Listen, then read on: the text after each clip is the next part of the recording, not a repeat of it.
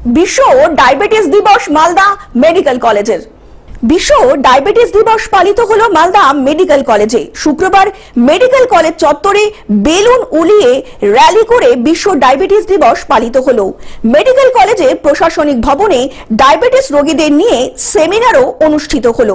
বিশ্ব ডায়াবেটিস দিবস সেই উপলক্ষে আমরা একটা র্যালি করলাম।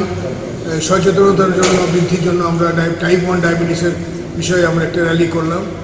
নার্সিং স্টুডেন্ট, ছাত্রছাত্রী, চিকিৎসক এবং স্বাস্থ্যকর্মীরা এবং যারা এই রোগী তাদের পরিবার এবং তার সহায়ককে নিয়ে একটা অনুষ্ঠান আমরা করলাম এবং আজকে পরে একটা অনুষ্ঠান হবে আমাদের। সেখানে আমরা এই বিষয়ে আমরা সচেতন করার জন্য সবাইকে জানাচ্ছি। এই অনুষ্ঠানে উপস্থিত ছিলেন মেডিকেল কলেজের অধ্যক্ষ পার্থপ্রতিম মুখোপাধ্যায়, সহ অধ্যক্ষ সুপার প্রসঞ্জিৎ বর, মেডিকেল কলেজের সহকারী অধ্যাপক অভিজিৎ সাহা এবং অন্যান্য আধিকারিকরা। সম্প্রতি ডায়াবেটিস রোগের সংখ্যা ক্রমশ বাড়ছে দেশ জুড়ে।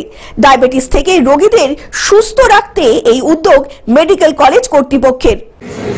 নমস্কার, আজকে বিশ্ব ডায়াবেটিস দিবস, আজকে 14ই নভেম্বর।